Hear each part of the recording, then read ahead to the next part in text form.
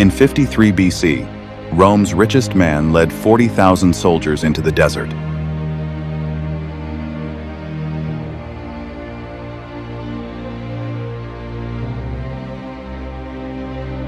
He never came back.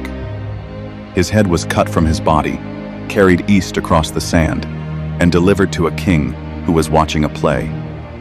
The actors used it as a prop.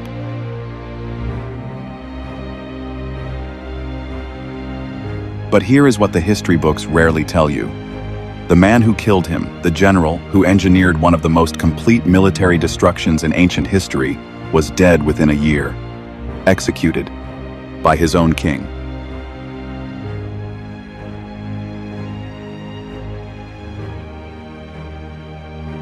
Two men, two armies, one catastrophic day in May. Both of them lost everything.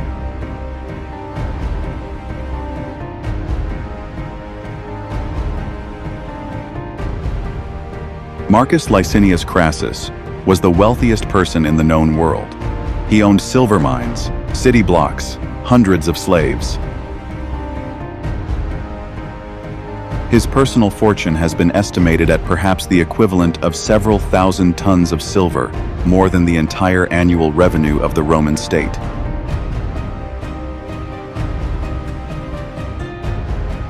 Rome in 53 BC was ruled by three men. Julius Caesar was conquering Gaul. Pompey the Great had already subdued the East. Crassus had money. Only money. He needed a war. The target was Parthia. Rome had no quarrel with Parthia. There was a treaty. There was peace. Crassus ignored both. He was 58 years old. He rode east not because Rome needed war, but because Crassus needed glory.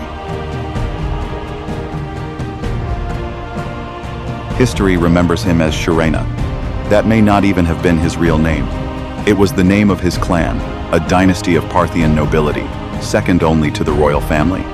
He was in his late 20s. He had never lost a battle. When King Orodes II learned that Crassus had crossed the Euphrates, he made a calculated decision. He would not send his full army. He would send Syrena with 10,000 cavalry and instructions to delay the Romans until Parthia could mobilize. Delay, not destroy. That was the order. His officers warned him. The Armenian king Artavasdes sent messengers offering a safer route through the mountains, cooler terrain, forested hills, ground where Parthian cavalry would be useless. Crassus refused. The mountain road was longer. He wanted speed. He wanted glory. An Arab chieftain named Abgar appeared in camp, offering to guide the Romans by the shortest path to Parthian territory. He was charming. He was convincing. He was working for Syrena.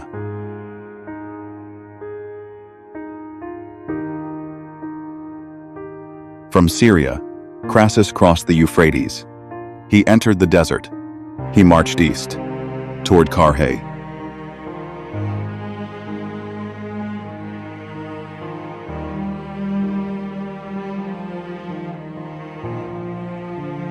By early June 53 BC, 7 Roman legions were crossing the Carrhae plain.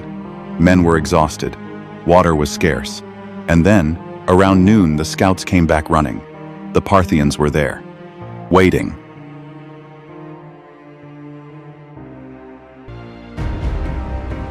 What the Romans saw first was not an army. It was a sound. Syrena had brought drums, hollow drums covered in hide and bronze bells, hundreds of them. Before a single arrow was fired, the sound hit the Roman lines like a physical force. Then the Parthians unveiled their armor. Beneath the dust and the cloth coverings, 10,000 mounted archers and 1,000 iron-clad cataphracts emerged. The steel caught the morning sun. The Romans beheld, for perhaps the first time in their military experience, an enemy they had no answer for. Every minute the Romans stood still, more men died. Every minute they advanced, more men died. Every option led to the same result.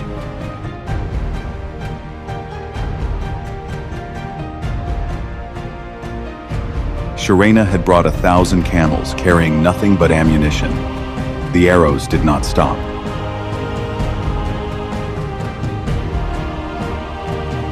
Then came the moment that broke the army. Crassus's son, Publius, young, brave, loyal, led a cavalry charge against the Parthian flanks. It was an act of desperation. The Parthians feigned retreat, drew him further out, then surrounded him. Publius Crassus died on that plain with his entire force.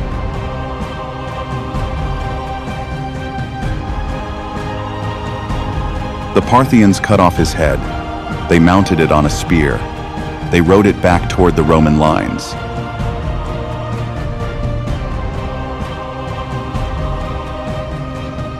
Marcus Crassus watched his son's head approach through the dust. The man who had crossed the Euphrates searching for glory now stood face to face with the cost of it. He told his officers, "This grief is mine alone. The battle continues." But the battle was already over. The army did not know it yet.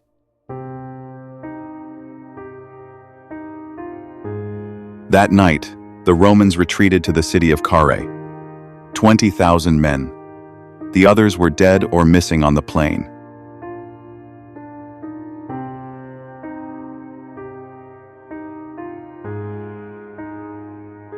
Crassus sat in silence, orders changed by the minute. He stared into nothing. The man who had crossed the Euphrates to rival Caesar was already gone. They left the wounded behind. 4,000 men, too injured to walk, were abandoned in Carrhae. The Parthians found them at first light.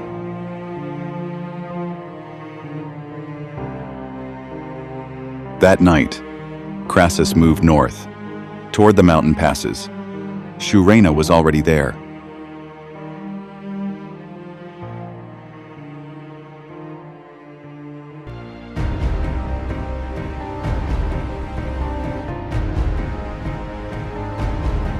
Crassus's own men threatened to kill him if he did not accept. He walked out to meet Shurena.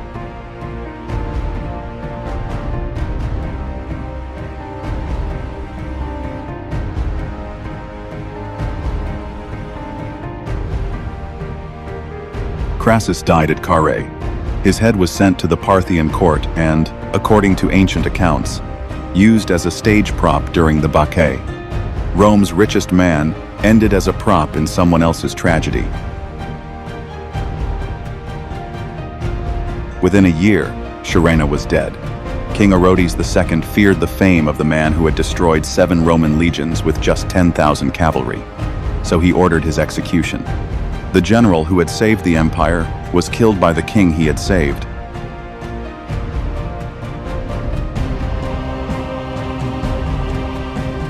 Crassus crossed the Euphrates to prove he was untouchable.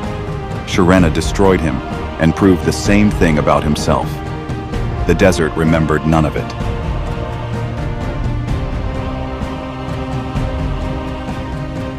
Subscribe to Stratemica because history didn't start with the textbook.